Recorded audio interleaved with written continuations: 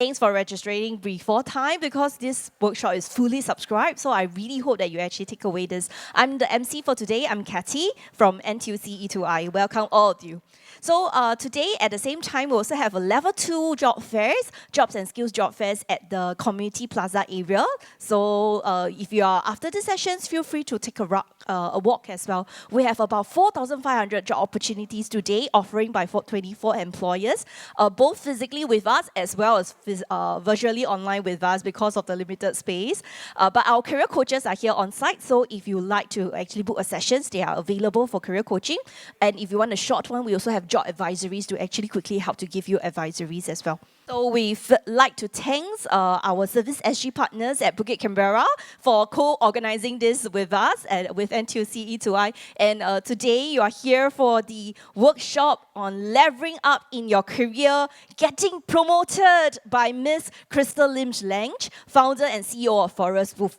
Okay, so later we will start. We hope that we can start promptly at 9:45. So let's give the rest a little bit of time. So I'll see you in a while. Thank you. Ladies and gentlemen, we will commence the workshop now, and let's warmly welcome Miss Crystal Lim-Lange to begin our workshop on leveling up your career, getting promoted. Hi everyone, can you hear me at the back? This is a very cozy setup, yeah? I know you all are looking very cozy and intimate over here. I am being recorded at the back, so otherwise I will come in and attack all of you people at the back. So thankfully you're safe for now, but I will come and ask questions. I will take your questions later. So because it's quite a small and intimate setup, I'm going to leave enough questions at the end, time for questions, because I think that's where we have the most fun. Yeah? So what I'm supposed to talk about today is about leveling up in your career, how to get promoted. But before we get started, I want to make some quick points, okay?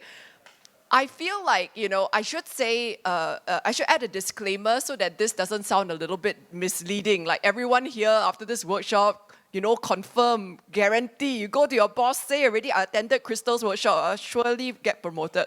Okay, it doesn't work that way. Because the thing is that what we're going to do today is only 1 hour. Yeah, in this 1 hour, what we're going to do is shortcut to the last mile. The last mile of getting promoted is about the tips, the strategies, how you have that conversation, how you actually maximize your chances of success with that last mile. However, what I am assuming is that you are already competent, hopefully. I am assuming that you already are consistent. I'm assuming that people already trust you because these are the hygiene factors.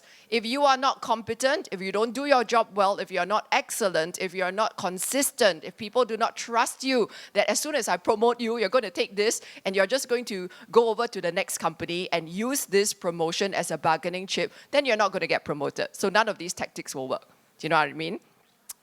One more thing before I get started.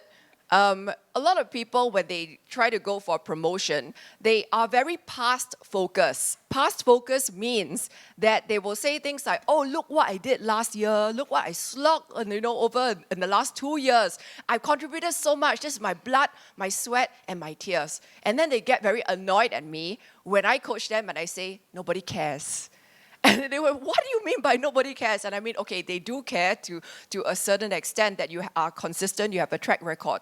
But if I am an employer, and to be very frank, there's many, many employers that I advise, what they care about is not so much what you did in the past, but what can you do for me in the future? So when people go for promotion, too little time is spent on articulating, if I get promoted, what am I going to bring to your company? How am I going to make your life easier in the next 12 months? How am I going to make you sleep better? How am I going to help the company, the project, the team ace its projects? How are we going to accelerate their strategic priorities because I am playing a crucial role?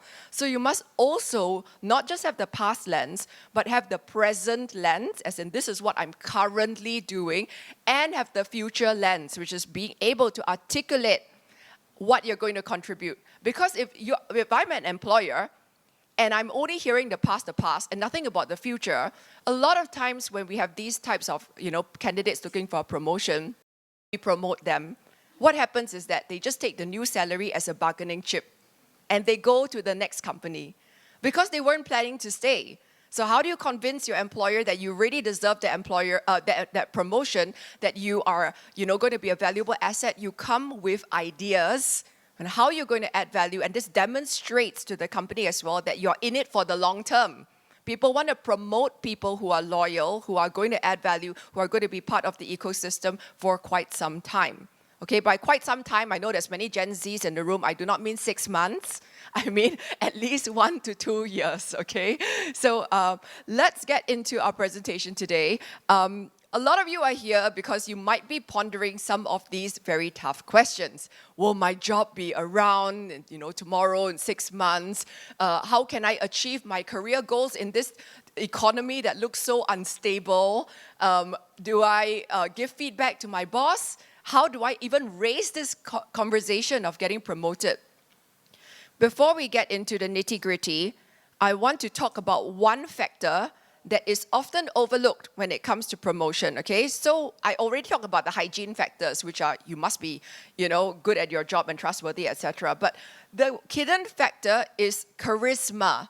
Charisma, or how likable you are, how much executive presence you have.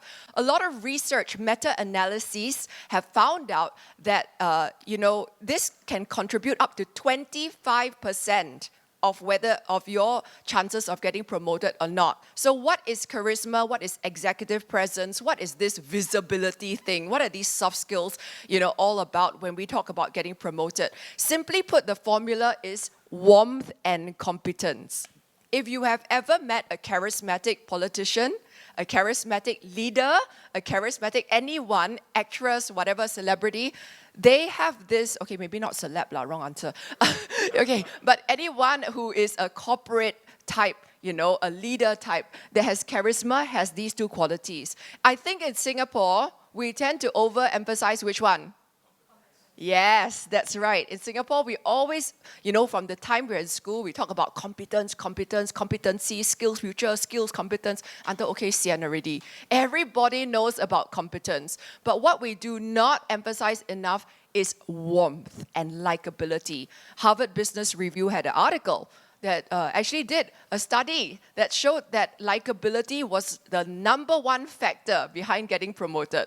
So, this is how important it is. You know already, you look around your workplace, how come this person got promoted, but they didn't do as much as me? How come that person? Because the boss likes them lah. Very simply.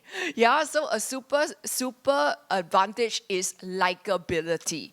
Yeah, and this does not mean life is fair. Life is very unfair sometimes. Sometimes your boss will like a certain type of person, or maybe your stakeholders will like a certain sort of personality type that gels with them, that has chemistry with them, and all of that. So, the skills that we're going to teach today are going to help you maximize your chances of kind of improving your promotion prospects. But this whole thing about likability, right, is actually a very, very big subject. It's more than I can teach you in 1 hour. When you're really talking about being likable, it's a lot to do with engaging and having social skills. Yeah? Recently, somebody asked me, how do you make small talk with my CEO in the lift? And I said, well, what do you usually say? And then she came up with all these brilliant, sort of like very complicated questions. Like, CEO, if you analyze the whatever amongst our competitors, what will you think about the market dynamics or whatever? I was like, Auntie, the guy is in the lift. Read the room. When you are in the lift with your CEO, if you're somebody with good EQ, the first and foremost thing you do is read the room. Read the situation. Don't just anyhow go in and with your prepared, question and just bulldoze the poor guy. He might be in a conference call or something, right? So you got to have social skills. You got to understand how to read the situation. And a lot of likability is about that, social skills. Like, do you know when is a good time to kacau your boss, to go and ask for something? Do you know when you better leave your boss alone or your stakeholders alone? So a lot of this is awareness. And awareness is very hard to teach. Yeah, but it goes hand in hand with a super skill called mindfulness. So mindfulness is something that you can Google, you can find all kinds of YouTube videos on. But really, mindfulness is, I'm not talking about meditation. I'm not talking about sitting there and kumbaya and like, that's not what I'm talking about. I'm talking about two words, active noticing. Mindfulness, simply put, is just two words, active noticing. We can always actively notice at any point of time 3 data feeds. The first data feed is data coming from me. Yes, so as I am speaking to my stakeholder, I can notice myself. Am I babbling? Am I rambling? Am I making sense? Is my heart beating faster? Is, my palms getting sweaty? Whatever, I can notice myself. The second data feed is data coming from the other person. When I'm reading the other person, when I'm speaking to Shannon, is he looking bored, excited, curious, frustrated? Is he leaning in? Is he yawning? Is he looking as if he's impatient? So data feed coming from the other person.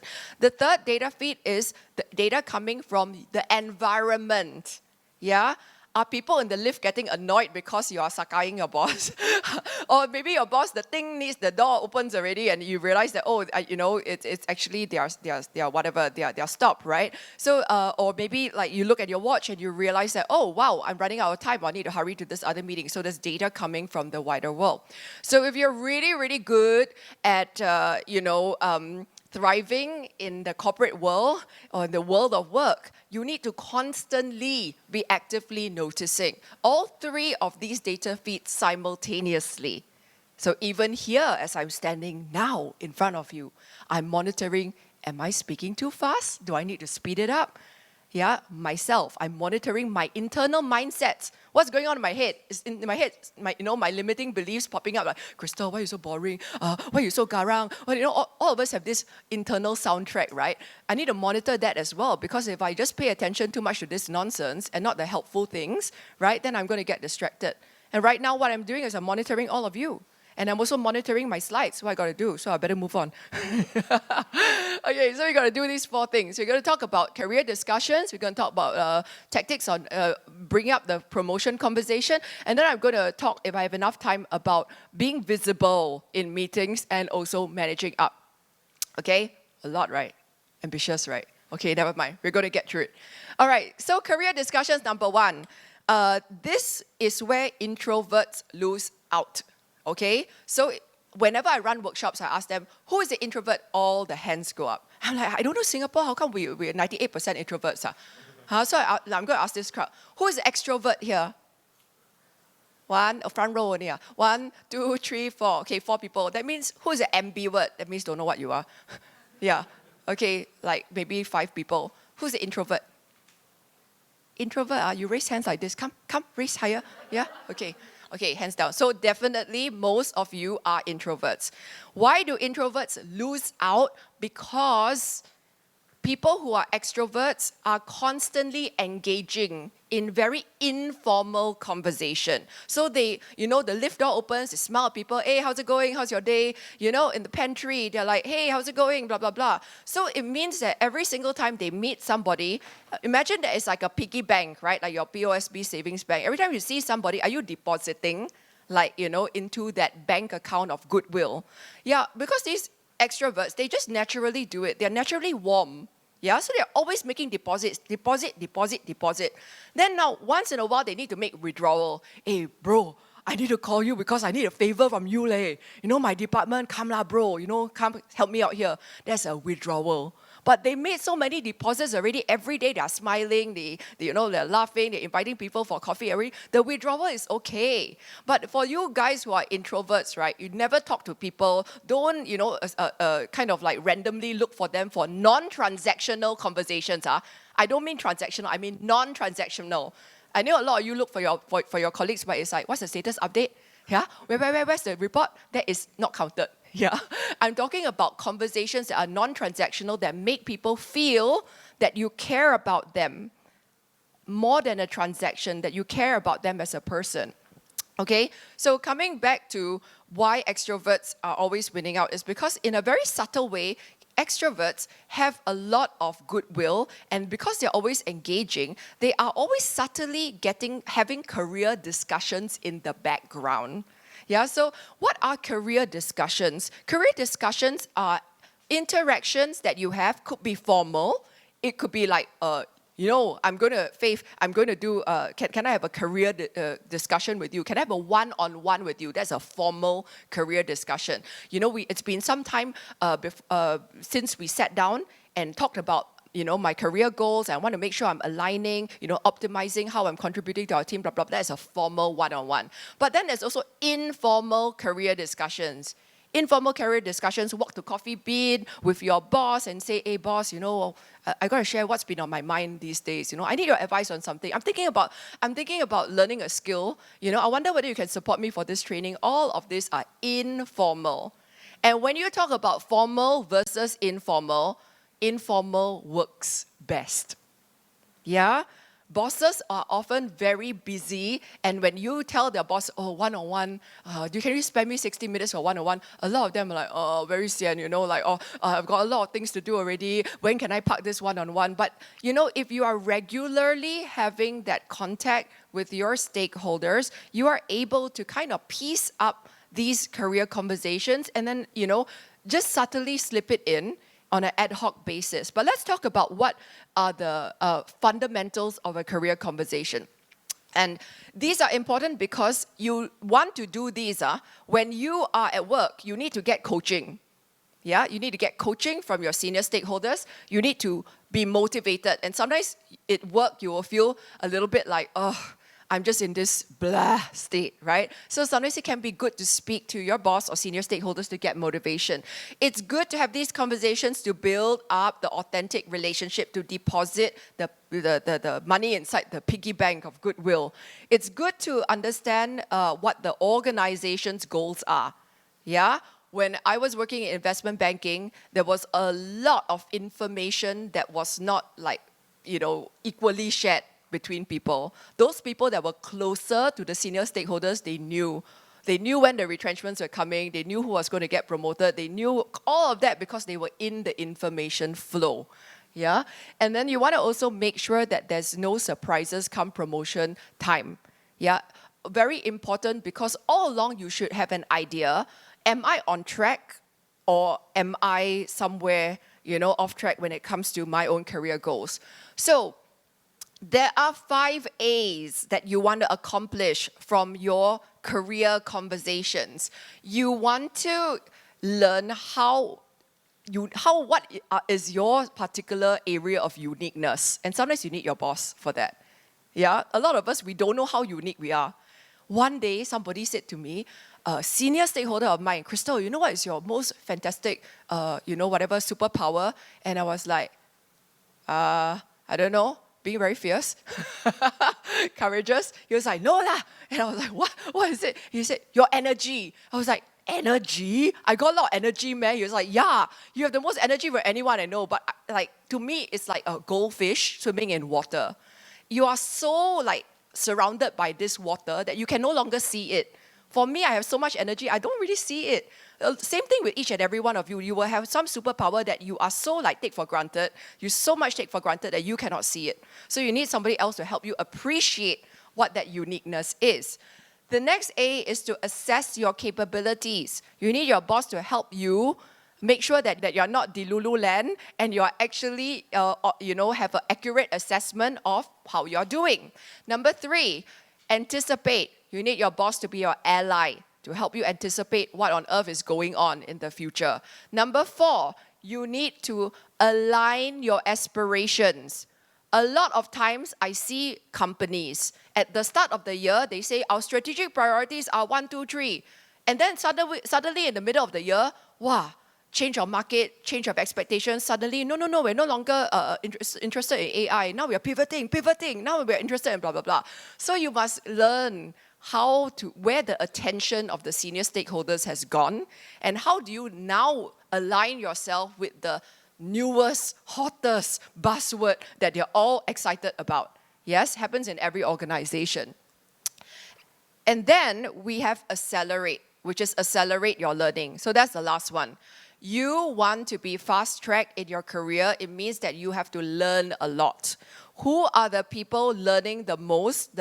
Sometimes they're the people who have informal mentors, who get coaching, who get mentored by others in the organization, or sometimes they're the people that are shameless and ask for training. Boss, I want to go to Crystal's Deep Human Training, shameless promotion. Yeah, but like they really will ask. They will write to me. I have a lot of followers write to me and they're like, can you review this email I'm sending to my boss? And, because I'm going to ask for permission to come for your training. It's very, very important that smart people who want to get promoted are always looking to fulfill these 5 A's. So now let me teach you, how on earth are you going to structure a career conversation? Because not every boss actually knows how to do this. So you are going to have to lead them by your strategic questions. The first one is to ask them, what do you see as my greatest strengths? And you may be surprised. By the way, before you do this with your boss, I want you to try to do this with your friends, trusted colleagues, for example. Ask the people, like your informal circle of mentors, if you were to look at me, in my career, what would you feel are my greatest strengths? The more data points you have, the clearer we get a self-understanding of this is who I am. A lot of times, particularly for us Singaporeans, we don't know who we are. Hey, serious? Yeah, when I talk to people, I coach and I ask them, what do you think are your strengths? What are your values? I don't know, teacher, you tell me. Yeah, so a lot of times we are like looking for other people to tell us who we are. See me, what do you think of me? And so this process is a two-way process. When we talk about self-awareness, the world's leading self-awareness researcher is Tasha Eurich, and she defines self-awareness as 2 parts, internal and external. So internal self-awareness is how clearly do I know myself, my goals, my strengths, what I want. Yeah? How do you get internal self-awareness? Self-reflection. Every morning, 10 minutes journaling. My I Am Well journal, not product placement. Sorry. Hi, Minister. Hi, can we give a warm welcome to Minister Ong Ye Kang? Good to see you again. I was standing behind and I became a distraction. So I thought I'd just come in front and say hi and leave Crystal to do the workshop. But thank you very much. You mean you're not facilitating with me? No, I'm not qualified. I told you the one about growth mindset.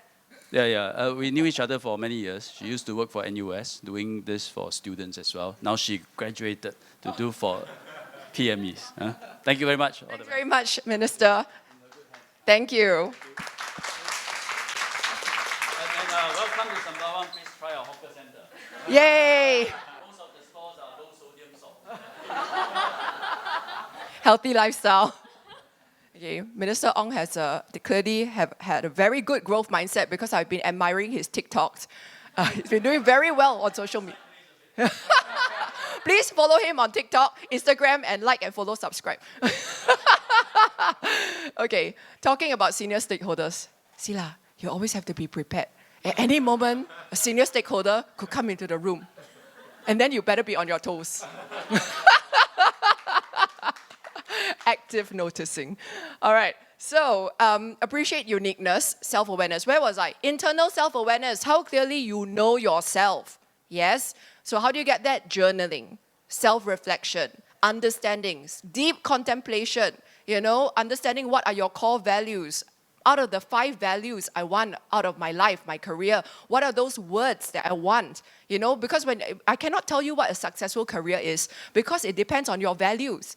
If you tell me my number 1 value is financial freedom, okay lah, then be a banker. If you tell me my number 1 value is like, impact and then contribute to society, excuse me, you better not join this investment banking. This one not for you. Just kidding. But, so like there's no right or wrong. There's no good or bad. It's only, is it aligned to you and your internal self-awareness of what your values are.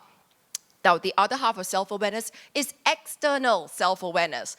External self-awareness is how aware are you of how you are coming across. For example, if I'm talking to you and I think I'm very good lah, but all of you are thinking this Crystal damn haolian, damn boring, the joke's not funny, damn cringy, that would be a low level of external self-awareness. And the thing is that internal, external, they don't come together. Some people are very high in internal and low in external. We call those type of people introspectors. I know what I want. I know what I need. Me. But I don't know how I come across as selfish, as uncooperative, as whatever. Yeah, introspectors. Some people are the reverse. I find a lot of them, particularly women in the workforce, who are high on external self-awareness but low on internal. So what does that mean? We call them the people pleasers. What do you need me to be? Oh, you need me to jump how high? Oh, you need me to smile? I smile this much? What do you want me to be? But then you ask them, what do you want from life? I don't know. You tell me. What should I be? I would just contort myself into the negative space of your expectations. Yeah, so those are the people pleasers. So in order to be really successful, what I'm coming at in your career, you must appreciate your own uniqueness. And that means internal and external self-awareness. I must know what I want, what are my strengths. I must also get feedback from other people. How am I coming across? Got it? Yes? All right. So, next question. How would you rate my performance on a scale of 1 to 10? Yeah? So, for instance, let's say you have like, I don't know, 4 KPIs that you are working on, right? So when you're speaking to your boss, about your career, you might also want to systematically go through. So currently I'm doing these 4 roles, or I'm doing these 4 areas, right? So if you were to rate me on a scale of 1 to 10, like how would you say I'm doing? And this is important because a lot of Singaporean bosses, they will give you nonsense like, okay lah, normal lah, nothing lah. That doesn't give you any feedback. I don't know if your normal is a 5, a 6.5, a 7, or a 9. I do not know. Yeah, so if you have a boss that is very non-verbal, yeah, you need to force them to use numbers so you can track. So let's say after this meeting in March, you're going to tell me I'm like a 6. Yeah, okay lah, okay. Or if I rate you, somewhere around 6 lah. Then the next time I see you in like whatever April, it's now okay lah, 7. And then now next time I see you in June is a 8. Then I can actually monitor that I'm getting better. And I also have the data point. So if I want to go for promotion, I say, hey boss, actually we had 3 conversations and I took notes and you rated as ... And then now you have data. Yeah, because after all, data is very important when we're going for a promotion. Okay, number 3. Anticipate. So you might want to ask them, what sort of changes or in the organization or in our industry do you see happening that will, impact our team or our future? This is a strategy question. The minute you ask this question already, you will become more strategic in your stakeholders' eyes. Yes, because you are demonstrating your leadership ability to look ahead, to look up, to look around, not just to look down on your work. Yes? So the next type of smart question you can ask is to align your aspirations. So you say something along the lines of, I wanted to share some of my career goals over the next 6 to 12 months. For example, you might say, one of my career goals is to become a people manager. Or one of my career goals is to get some international exposure. Or one of my career goals is to be involved in more people-facing projects. So these are like examples of like career goals, right? Now, you have a variety of them. You can have like, maybe 2, 3 of these career goals, yeah? Because chances are your boss may not be able to just wave the magic wand and make, if you have only one of them, you cannot just like pin all your hopes on one. So if you give your boss at least 3 things that you want, I would like, and then one of them can be compensation. I would like my compensation to go from here to this. I would like to be a people manager. I would like to get more knowledge or experience when it comes to working with whatever. Then at least your boss can, see what is it that they can do out of this whole package, rather than you just say, I want my salary to go from this to this. Yeah, and then it also makes you look a bit mercenary. Yes? So share with them what your career goals are. Then you also ask them, so what do you think about them? How realistic do you think these career goals are? What strategic priorities can I help with? This is again aligning yourself with what the needs of the organization. Because nobody promotes you unless it is aligned with the needs of the organization. So I might say to my boss, knowing that I am aiming for a people management role, which strategic priorities does our team have, our company have, that might be possible in? Yeah. Oh, then it might be like, we're expanding this area. I'm like, oh, okay. So is there an opportunity for me to maybe contribute more and maybe grow in the next 12 months or whatever into a management position over at this site, for example? Okay, then lastly, accelerate learning. So this is where you ask your boss, if you were in my shoes, if you were sitting in my shoes, what kind of training would you do? What kind of learning would be helpful? Is there anybody that you can think of that you can connect me to? I want to triple highlight this. Your boss needs to be asked and tasked when it comes to their Rolodex. Ayo, you see how old I'm getting? Rolodex, nobody knows what it is already. When it comes to their contact book, yeah, they need to be asked and tasked. Every single boss's contact book is a gold mine of contacts, even internal or external. They have the contacts that you need in order to be successful. Yeah, so they may be too busy to mentor you, but they will know somebody who can mentor you. So a lot of times you can actually specifically ask, I would like to be mentored in this particular area. I want to be mentored in public speaking. I want to be mentored to learn more about digital or change management or whatever it is. Is there somebody you know in our organization or in the industry that's really good at this? Can you make an introduction and craft the email for them so it's easy? Yeah, so I would actually make it so easy for them. It's like Amazon one click. I'll just send them an email that says, here's the email for you to introduce me to so-and-so. It says, I have this a direct report, Crystal. She works for me. She's like this. She's looking for blah, blah, blah. So all you have to do is like just press the send button. Yeah, because the easier you can send it, the more likely people are likely to help you. Yes? By the way, any questions so far on this? Clear or not? Yeah? So basically all of these you should be having in your mind. Of course, when you talk to your boss over, the course of your career, you'll be talking about, other things, small talk, trying to get them to know as a person, project updates. But don't forget about these areas, because this is what is really going to help you move ahead. Of course, you can do it all in one conversation. Like for instance, if your firm has quarterly performance review, half a year performance review, also a good time to take these questions in and boom, boom, boom. Yeah, use them to help kind of augment the conversation. Yes? Okay, let's move on. Getting a promotion.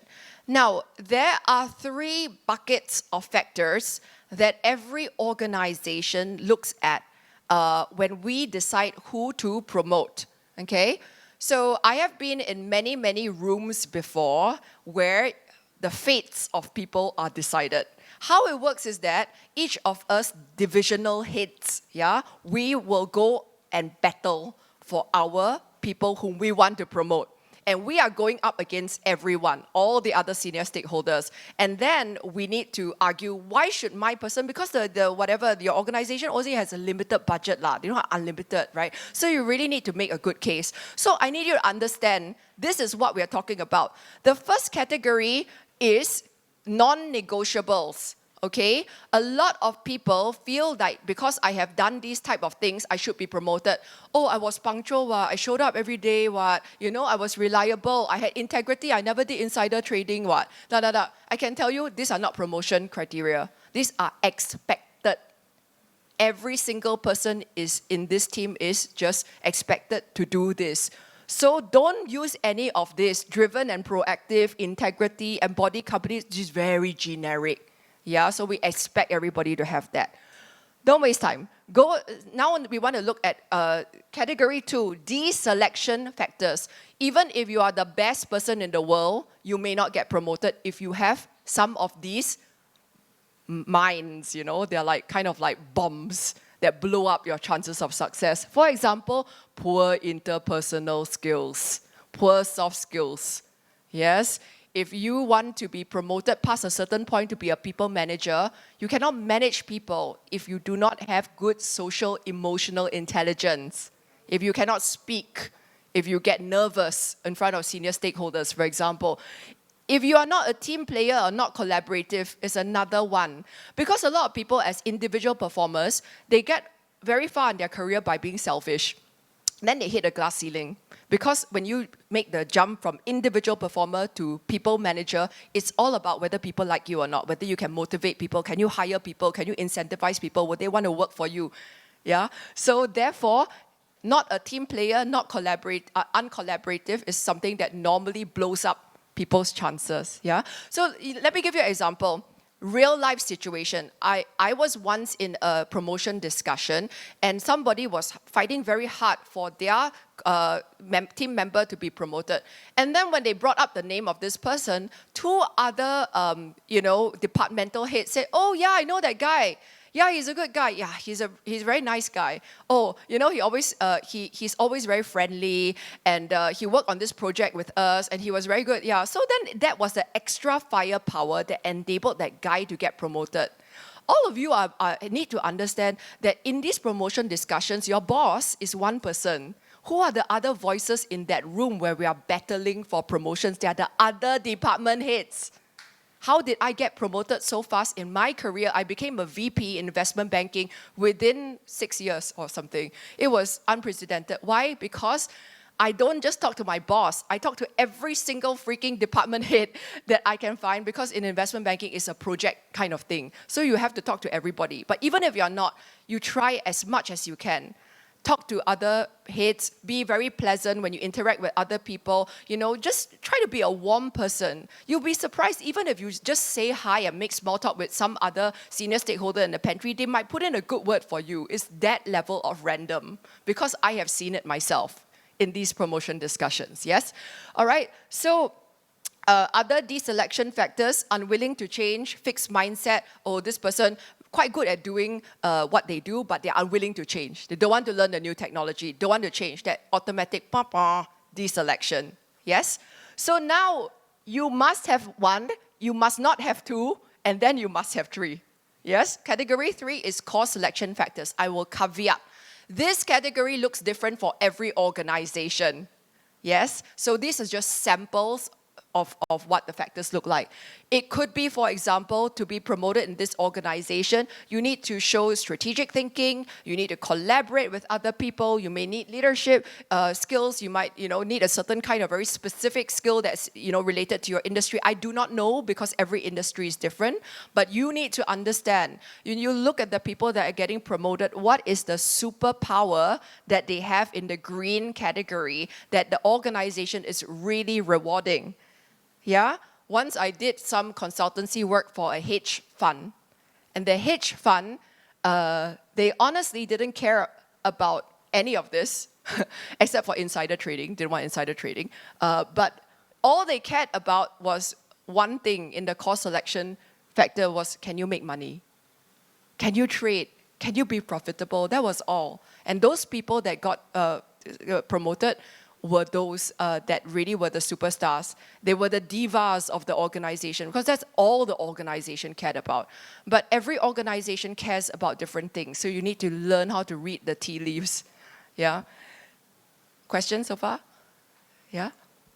Asking for a promotion. How do we ask for a promotion? Here are different strategies. Here is an opening, a generic opening. Hey, boss, I wanted to talk to you about something that's been on my mind.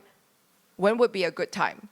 Yeah, so something general, but not something like, so alarming, like, oh, boss, I want to talk to you about promotion. Sometimes when it's like so direct already, then they're a bit like making excuses. You know what I mean? Like, oh, I got no time this month, or oh, I thought we already discussed this, something like that, right? So I try to keep it a little generic, yeah, but maybe you want to say something like, I'll need about 20 minutes of your time, so you have a little bit of a kind of expectation management. So soft approach, here's option 1. One of my career goals is, by the way, this is like a career conversation lah. I wanted to share one of my career goals is ... I would love to be in this position. It's a personal goal of mine. I'm aiming for 2024, 2025 to be able to ... What advice do you have for me on how I can get there in the next 12 months? Don't say now, because it's putting them on the spot. It might be off cycle. They might not be able to do something now. But you want to say that you and I are collaborators. We are working on this together. What kind of advice can you give me? What kind of skills would help me? What kind of gap is between existing between me and the position that I want, etc. So now this is option number 2, responsibilities approach. This is where you are now doing a lot more than you used to be doing. And you feel that your pay is not commensurate with that. So in this case, you need to articulate how your scope of work has changed significantly from what you were doing. What are the additional responsibilities you have been doing and doing well? Yes, and how can we actually align my pay to reflect the new responsibilities that I am excited about and I'm going to continue delivering value in? Yes? Clear so far? Yes, option B. Now I'm going to discuss some controversial options, okay? Use with care, yes? Hard approach. Now, I would never, before I show you guys, I will caveat first. I do not recommend the hard approach unless you are very, very confident of your market value. And how are you confident of your market value? You do your homework and your research. Most importantly, speak to your industry headhunters. There are headhunters for every level, every industry.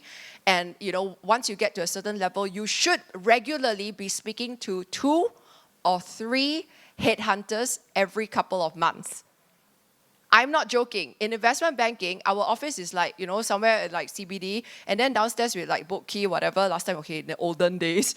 And we will literally just go downstairs, have coffee, have tea, have like whatever. And the way we do it is not like, oh, I'm looking for a job. It's like very needy, very desperate. It's no. We are always trading information. We are the purveyors of information. And so, all of my jobs have all been through headhunter contacts of mine. Yeah, so I'll just be like, hey, Shannon, hey, how's it going? Hey, there's a lot of developments at our firm, Yeah, very exciting. Hey, should we go and have a coffee? Then immediately their ears will perk up. What exciting, gossip, spill the tea. So then we'll go and meet up, and then they'll be like, oh, let me tell you my tea. Okay, I'll tell you my tea. You know what I mean, like gossip, right? Yes. So, but this is productive gossip. This is not like anyhow talking about what celebrity did plastic surgery. We are talking about industry gossip, okay? Productive gossip. And this is how you build social capital as well. I tell you, at any point of time, like we all know the ones that are quite savvy, we will all know what's happening in the industry because the headhunters are the ones that get the calls. I need to hire for this position. I need to hire 5 people there. We're retrenching, we're whatever, expanding. They are the people that also see the people on the street after they got cut. They know because all these people are calling them. So they are the number 1 sources. Yeah, so that means if you do not know any headhunters, it's very difficult. Your life is very difficult. How are you one person in your organization going to get intel? Nobody in your organization, very rarely are people in your team going to share intel with you because it's me versus you in my team, zero-sum game. More like the further you go from your team, the more likely people are able to share. The next team, maybe they are more likely to share what's going on in their team. Outside of my organization, they're more likely to share. You know what I'm trying to say? So like the broader your network, including headhunters, the more accurate your intel is going to be. And that means you need to have something to offer them. Yes, when you go to a headhunter, it's like, hey, I'm working in this industry. I realize that we haven't met up before. Why don't we make time for a coffee? I'm sure there's a lot of synergies we can discuss. I'm sure there's a lot of people that we know, Headhunters are always looking to expand their network. So there's no such thing as a headhunter that you reach out to that will say no, unless something wrong with you. That one I cannot help. Maybe reputational issue. All right. So, all right. Now coming to the hard approach. Assuming that you have done the homework and you are regularly with the headhunters and actually they will tell you, hey, are you happy in your role or not? After a while, they will definitely ask you. They'll be like, how are you doing? How are you happy? What's your compensation? And then you can kind of like hint to them. You'll be like, oh, the approach we always take is, I'm very happy. Yeah, no, my company loves me very much. I'm very well loved in my company. But you're not always interested to hear what's going on in the industry. So you don't tell them, I'm looking for a job. The moment you go, and by the way, never bloody hell go and change your LinkedIn thing to open for work. Once we all see that green, don't know what, open for work, and then you come to me with connection request, one, decline. Because we are very scared. We all employers think that you are coming to connect with us only because you want a job. So the best time to get a job is when you are not looking for a job. When you're very hot, when you're very happy, everybody is coming to you because you have this magnetic energy. Understand? It's like, wow, everybody wants you. The worst kind is when you're out of a job, you're very needy, and it's like, I'm looking for a job, then wow, nobody wants. So that is why those of you, even if you are not looking for a job, you must always be looking. Always. By the time you need a job, it's too late. And your chances of getting a job is only 10%. Yes? Okay, so now let's go to the hard approach. The hard approach is that I know that I'm actually worth, let's say, 200K. Yeah, all my peers, the headhunters, I got job offers actually. I have been talking to headhunters, and they've told me that actually I could get a job. I have a soft offer that's at 200K, but currently I'm only earning 120K. So not fair, right? So if I have this kind of situation and I'm very confident, I might say to my boss, hey, boss, I need to talk to you, for a few minutes today. There's been something on my mind. Then you get your boss and you say, you know what? I must share with you in confidence. Something happened to me recently. I was quite surprised. I was approached by this company. Before you get excited, I rejected the job. Don't worry, I'm still here. I'm very committed to our team. However, I was quite surprised when they offered me a 50% pay rise. Badum. Yeah? And this is when you say, I want you to know that I told them I'm very happy in this organization. At the same time, I couldn't help but wonder, yeah? Like, is there anything that we could do, hint, hint, in this current role that I'm doing that reflects my market value? Yeah? And this is where your boss, if they are smart and if they really value you, in their brain, that something will be happening called flight risk.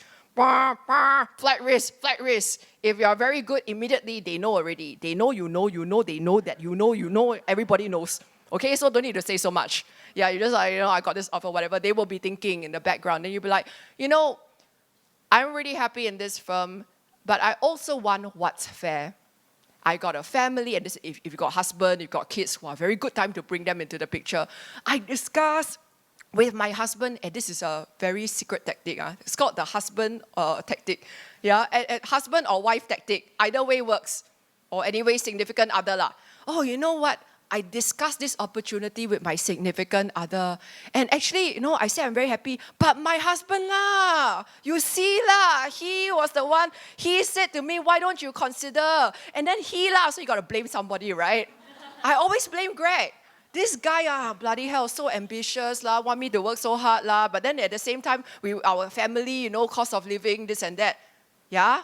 This is a good thing to do because then it makes you look like the good person. But then you make somebody else in your ecosystem evil. My mother lah, she always nag me, whatever lah. Just come up with some excuse, okay? All right, so these are some of the tactics in which we can bring up the asking for a promotion. Yes, very importantly, follow up with an email. Follow up with an email because otherwise everyone will forget and then your boss will say A become B, then B become C, then everything will get confused. Yes, so whenever you have a conversation, you follow up with an email like, hey, I'm so glad that we made the time to discuss ABC. I shared with you my career goals was 1, 2, 3. You said that, the advice you gave me was X, Y, Z, and next steps are I'm going to continue working on blah, blah, blah. Hope to revisit this conversation with you next month and get more guidance, da, da, da. So paper record. Yes, email record. Because otherwise, when it comes to promotion season, and you're like, hey, but boss, you promised me whatever, then boss, really? Zunbo, I never remember saying such a thing. Maybe it was your recollection. Please. 99% of the time I've seen this happen. Right now, Shannon? I heard one very loud one. Yeah. Everybody's boss has a delulu memory that only remembers things that serve them. The things that don't serve them automatic reset the cache empty. Yeah, so please make sure you follow up with the email. Okay, tips on asking for promotion. We already talked about framing it. Get to the point fast. Don't beat around the bush. Yes, they are professional. If they are experienced boss, how many times they've been asked for promotion? They know already. You are the one that's nervous. They are not nervous. They expect it. all bosses expect their good employees to ask. Yes? So don't be nervous. Illustrated it through data. That's why I said data is very important. You asked me to deliver this, I exceeded it by 30%. Use some form of Excel file and track. What have you been doing? What was the expectations? How do you exceed the expectations? Oh, sometimes you're not in a sales role, right? Sometimes you might be in back office, middle office. It's harder for you to quantify your value. So you need to be more intentional.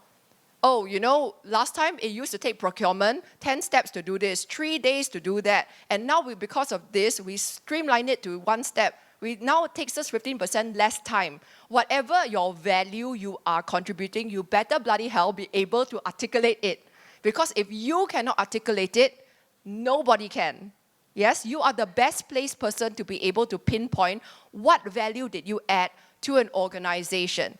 Yes, and ask them what it would take for you to be able to get that raise. Now, important during a negotiation, you do not want to talk too much. You want to use the strategic power of silence. When you are silent, people are uncomfortable. And that means they are more likely to open their mouth and say something that serves you. Yes? So if I'm in a negotiation and my boss says, I'm thinking like, wow, maybe we may be able to put you up for promotion in like 18 months' time. If I immediately just blabber like, oh, okay, 18 months, oh, yeah, okay, let me go and think about it. 18 months, oh, a bit long, then, no. It's like, excuse me, right? It's like a very soft approach. If my boss says, I'm going to put you up for promotion 18 months, and I look at my boss and I say, 18 months. Mic drop. I'm just looking. I'm not saying anything. I'm just like nodding. Not saying anything. It gets awkward. And guess what? In negotiations, the person who is more willing to be uncomfortable is the person who wins. Simple as that. The more awkward and the more uncomfortable it is in a negotiation, pari passu, all things, other factors being equal, the more that person is in a position of power. The person who is less comfortable with silence is the person who is less powerful. So you must be somewhat comfortable with making your boss sweat. Yeah, because if you make it so easy for your boss, I've been a boss of 50 plus people before, I hate to admit it, but those people who are very like, garang, and come and then, I really want this. And then there's people who are like so easygoing, okay lah, chin chai, no, actually, okay lah, you give me, don't give me, okay, I'm fine, actually, I'm okay lah. Those are the people that get passed over. Unfortunately, that's the sad truth of it. So you must be prepared to make it a bit uncomfortable. A bit, but strategically. Yes? Okay. So I think I want to do this last thing, which is being visible in meetings, because the most important meetings, the most important conversations that impact you in your life will all take place when you are not in the room. Yes? Whether you get promoted, whether you get hired, were you in the room? No, you were not. Nobody was, the stakeholders were in the room, but you were not in the room. Yes? And those conversations depend on your reputation, your visibility. When you are not in the room, how do you influence how people talk about you? They will say like, oh yeah, actually, considering, Dave for promotion or Greg for promotion. And then people will start talking about what he said in meetings. Oh, actually, that last meeting, he presented very well. Oh, actually, whatever. Because meetings are the most common arena, battlefield of visibility where they can see all the gladiators battling out. Every time you go for a meeting, think, this is like gladiator. All of us are coming in. All of us are battling. Seriously, everyone wants visibility. Everybody wants to show their value add. So how do you be more visible? Like, you need to ask good questions, right? So before meetings, presentations, projects, let's say you have a big pitch, a big meeting coming up. You can ask questions at a meeting like, what would make this meeting a success for us? What is one thing we should start doing or stop doing? Or, is there something we're missing that could make this upcoming pitch even better? Or after meetings and projects, obviously this is like your post-mortem. You know, this is when you can ask questions like, how can we be even more effective? Or, you know, this last project that we did on a scale of 1 to 10, how successful was it? What would have made it even better? So you're showing that you're thinking strategically. So you can also ask generic kind of, oops, what happened? We can ask generic kind of learning questions like, okay, what's working? What's working for our team right now? Or where are we getting stuck? Or what can we do differently? Or what data don't we have? What are we missing from this picture? What can we learn from this? All of these questions are great questions to demonstrate that you care, that you're paying attention, you know, to what's being said, and that you are motivated and proactive. Yeah? So these are good questions in general to ask. I want to leave you with this final thought. Okay, wait, you all have to read this on your own. Please go and read my CNA article about how to give feedback to bosses. Yeah, because this is a very good article. Just Google Crystal Lim-Lange CNA giving feedback to bosses. Yeah, okay, because I got no time to go through this one, but very important. Okay, but I want to end off with this. With senior stakeholders, if you want to get promoted, you have to realize they are essentially ADHD toddlers, attention deficit. You need to get straight to the point. Like I always say, 4 words, so what, now what? Every single time you write an email, you write a proposal, those 4 words should be your mantra going in your mind. Every paragraph you write should be answering, so what, now what? So don't come and give me status update like, this week I did this week the team did this, so what? You tell me for what? Go and tell me, this week the website has not been approved, and because of that, if it's not approved, then it will delay the timeline by this much, and now what I need you to do is ... Yeah, so senior stakeholders do not want to hear anything other than so what, now what. Everything that you say to them should have a point to it, should have something actionable, something value add, yes? Do not overcomplicate your message. 131, what is 131? When you talk to senior stakeholders, come in with one topic, one thing that you want to ask for them. Today I want to talk about blog. I want to talk about talent engagement. I want to talk about our great place to work scores. I want to talk about whatever. Don't come in and ramble about 7 things. 131 means you have one thing that you want to talk about. You are offering them 3 possible solutions. Yes, I got option A, B, and C. And then what's the last one? Here is my one recommendation. Boss, we got an issue with our quality on our manufacturing side. There are 3 solutions. We can, number 1, add more headcount. Number 2, hire contract staff. Number 3, whatever this and that, reduce or whatever temporary post or whatever. And now my recommendation is B, because of blah, blah, blah. Senior stakeholders love it when you do 131. So you need to convey to them your worth, not convince. When you're speaking to a senior stakeholder, do not ever try to justify. Like what I mean, like, oh, you know, I've been doing this for so long already. I work very hard, and you know, the team spends so much blood, sweat, and tears. That is like trying to convince them that you do a good job. Your job is not to convince; is to convey. This is the impact that we made. This is what happened as the result of our initiative. This is the feedback we got from the client. That is to convey. Yes, we always want to focus on impacting our impact, not on impressing. Last and one of the most hidden sort of tips is to ask for their advice in a casual but respectful way.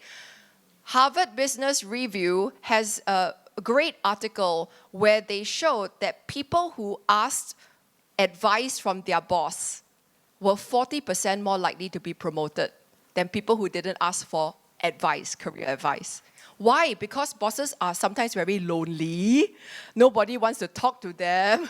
And sometimes they love having their ego stroked by being asked for advice. So when they were asked for advice, the research found out that they felt closer to the person. Imagine that somebody came to ask you for advice, like, oh, you know, Shannon, you know, something has been on my mind. Could I ask you for your perspective? Immediately, Shannon feels like, wow, you respect me. You trust me, you came to me. It makes your value go up in their minds. But yet, a lot of Singaporeans, they feel like, cannot ask lah. If I ask, then, you know, my boss might feel that I'm disturbing them. It is true if your timing sucks. So you must have good timing, and you also must be casual but respectful. So don't try to make it a big deal like, can I book your time for 1 hour to have a one-on-one? I need coaching from you, blah, blah, blah. It's like too formal already. People will feel like it's such a chore to deal with you.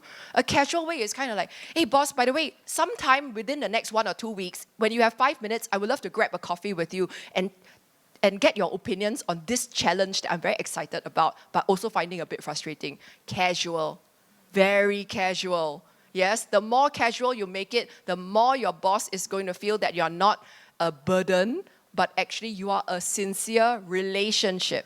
Yeah, with that, I think I've come to the end of our presentation. If you haven't followed me already, you can scan the QR code to follow me, or you can just find me on LinkedIn, TikTok, and Instagram. Instagram every weekend.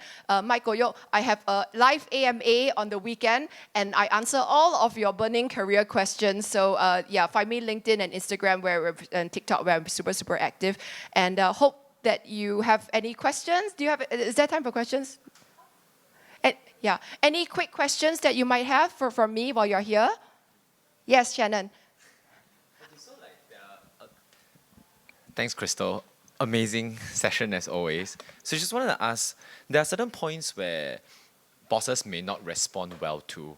And let's say, for example, if some of us don't have maybe that great a boss or don't have that great a relationship, or maybe our skills are not really at 100%, and we put some of these forward, and this sours the relationship, then how? What kind of context? Let's say, for example, if you're in a situation whereby you are maybe at 60% competency, Yes. right? And the company is at very low capacity, which means there's insufficient staff, people are leaving, you are facing a lot of work, and you feel that the promotion is something that's been promised time and again during appraisals. Right. So at some point you bring this up. Yes. Obviously, the first thing is that you said timing is important. So timing's not great, right? Yes. But you feel that, if I don't speak about this, I will have to leave. Yeah. So sometimes when there's two parts of this. You said 60% competence, I alarm bell already. So typically I would be asking myself, like, how can I also bring the competence up so I can show that I'm the best placed person for this job? If I leave, research shows, you're not going to say this part, but I'm just letting you know. Research shows that every time somebody walks, it takes the company 10 months of indirect or direct cost to replace them. Yeah, so people do not want you to leave if you are competent, right? So there has to be so competency is one thing, but then you need to also understand your boss's sort of communication style. Like in my courses, I teach just 4 different kinds of leadership styles or motivations. Some leaders are motivated by safety. They were very kiasu, right? And like some people are motivated by visibility. Some people are motivated by relationships. Some people are motivated by milestones, for example. A lot of times when you feel that you and your boss, the 八字不合, the chemistry is not right, it's because you're a different style from your boss. Let me give you a specific example. When I was at NUS, my boss was the style that is kiasu. We call it analyst style of communication. Primary need is safety to avoid risk. I am the opposite style, which is promoter. Very rah-rah, big picture, innovation, ideals. This time I think make him very scared. So when I write white paper and I ask him for $10 million of funding, right? And the way I write my paper is all about the results. I can deliver this. Imagine if that, blue skies, wow, let me show you all the wonderful things I can do for you, all the amazing credentials I have, blah, blah, blah. Every time my paper reject. How come? Then I realized that this guy, he's a different kind of motivation from me. What he wants is no student complains, nobody complain, no teacher complain, nobody complain. Okay? So this will be the least risky thing. No student is going to come and whatever. So I rewrote the entire proposal. I started off with, here are the risk factors. When we go and embark on this new module, here are the 10 areas in which it could blow up. Student complain about this, it could be execution risk, then could be this. For each of these risk factors, I present with you my brilliant contingency plan. A, B, C, D, whatever. And then he came back, wow, this is the best paper I've ever seen. I tell you, if I take this kind of paper in investment banking, my old job, my backside will be flying out the window. Imagine I go see investors, all the ways you can lose money. Wow, this. I don't tell you how you're going to make money. I tell you how to lose money. Walao. But the thing is that when you are dealing with people, it's all psychology. If what your approach is, is not working, Shannon, If you're trying to pitch your boss, right? Trying to pitch your boss. Ultimately, this is sales. You need to understand what is the motivation of your boss. What does your boss really value? Is it to avoid risk, to play safe, or is it to go off and trailblazer and get visibility from on top? Your boss will have a certain motivation, and it's very important to align yourself with what your boss considers success, not what you consider success. So I feel that, if you are running across that, probably, now, importantly, if you do not know what your boss's type is, it means that you haven't done enough non-transactional conversations. That means that only time you ever talk to your boss is transactional. I need this, status update, whatever. So you actually do not know your boss. Yeah, you only are treating this as a very transactional conversation. So then your homework would be to actually find out what turns your boss on and off, what is their communication style, what is their leadership motivation, priority, what success means to them, what do they care about, what are their core values. It sounds a little bit like being a spy, but that's the amount of research that you need, yeah, in order to set yourself up for success. Does that make sense? Yeah? Okay. A little on that. So does that mean that if you, let's say for example, if you have already committed that mistake, right, this would also be a way of course correcting the relationship that you have with your boss? Yes. Okay. So, you could say that, look, boss, I've been thinking about how I can, contribute more to the team. What kind of motivation do you think your boss has? So this is essentially a subordinate who has A subordinate? Yeah. So what is the issue? It's more of like the subordinate trying to convince me to get things done, but the more the subordinate tries, the more I feel 反感 against this subordinate. So what is the problem that you have now? No, it's just an experience, Okay, so like the more your subordinate comes and makes a case to get promoted, the more frustrated you feel. Yeah, because It is the wrong workshop, leh. This is the how to demote your employee, not how to promote yourself. I would like for everybody, I would like Yes. to be leveled up as well. Yes. There are other fires to put out. Right. So I'm just like, how can There's limited resources, and you need to convey to them that this is like, okay, so how do you motivate and influence people to stay when you cannot offer them promotion? In fact, we do a lot of training on this because many companies cannot afford to promote now. So again, you need to understand each and every one of your employees and their goals and their values. Yeah, and you need to work with their motivations. So it works both ways. So for example, if I have somebody that I can't promote, but I know they really enjoy doing this particular job scope, or they really enjoy working with external stakeholders or whatever, can I in some way give them more joy, more alignment with their values in their work, and show them that I'm thinking of you, I'm in your success, and by the way, as long as you work with me, I will be mentoring and coaching you. LinkedIn research shows that out of the top 5 reasons why people leave a company, 3 out of the 5 reasons people leave are related to people feeling I wasn't mentored, I wasn't learning, I wasn't growing, I wasn't being coached, and that's why I left. 3 out of 5. They didn't, other than promotion, other than compensation, what can you do? You can coach. You can mentor, you can learn. There are people who write to me every single day, Crystal, can I be an intern? Can I work for you for free in your company? I just want to be around you. I want to learn from you. I want to be mentored by you. Yeah, that is equally as important as your money that you give them. How can you give them a positive experience? Because your Gen Zs and your millennials are, by the way, not about money. They're about experience, they're about inclusivity. They're driven by mission. We're driven because we think it's fun to come to work. We found our tribe. We are doing something interesting, never been done before. So make sure that you realize that as a leader, you have many, many levers to motivate. It's not just money, it's not just title. It's also about you get the opportunity to work with me, and I'm going to groom you, develop you, mentor you, and that is priceless. You're going to have that for life. I've got your back. I believe in you. And Stanford research found out that when your stakeholder believes in you, the power of belief, it is one of the most important things for success. If you ever had somebody, a teacher in your life, that threw back your piece of work and say, Crystal, I'm going to give you some hard feedback. I know you can do better. I don't believe this is your standard. You can do much better than that. You know how many times the best pieces of advice came like that? Random story. But I did this whole like whatever cover letter and what application and all that. And I sent it to somebody, one of the mentors that I know. She said, this is not even 50% of your standard. I know you can do better. And I was so shocked because I thought I tried very hard already. But because she was so like hard with me, and she was like, I believe in you. You can do better. Immediately, I turned around and I redid it. And honestly, it was 3x better. Why? Because somebody told me, not good enough.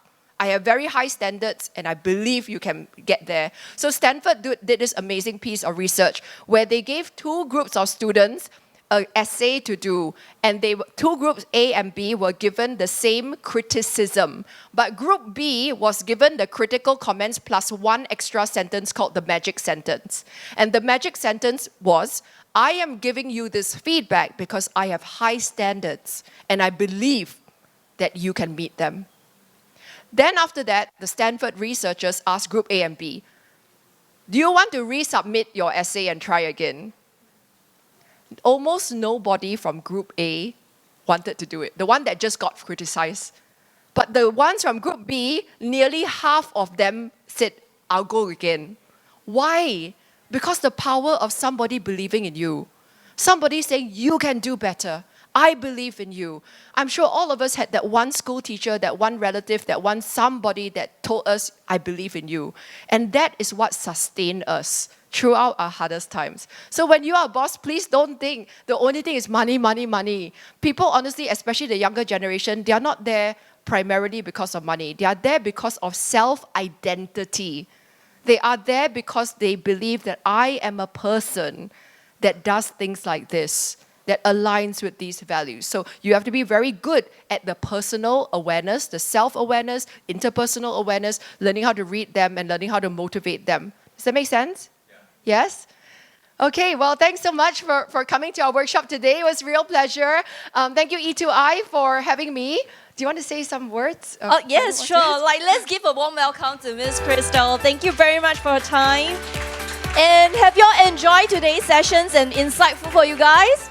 Okay, and I think what Miss Crystal had mentioned, if you didn't get promoted, fret not. We have an upcoming session with Miss Crystal as well for how to facilitate your career transition and transformation, envisioning your future as well as setting goals. Okay, this will happen at Frontier CC on Friday, 13th Is it September. bigger or not, the room? Is it bigger? I hope, Steve, Very better get small it room. bigger. Yes. Is it available for sign up already? Yes, it's already. better get in So there. pre-register yourself now. I You tell get you the because- first-hand information now today. Once all I publish open. on link on Once Instagram, it's- it'll be gone. Yes, yes. Okay. So thank you once again, everyone. Just a reminder, we have that level 2 careers job fairs going on. So feel free to walk around and catch up with our vacancies as well. Thank you very much for your time today. Have a good day. Yay, class dismissed.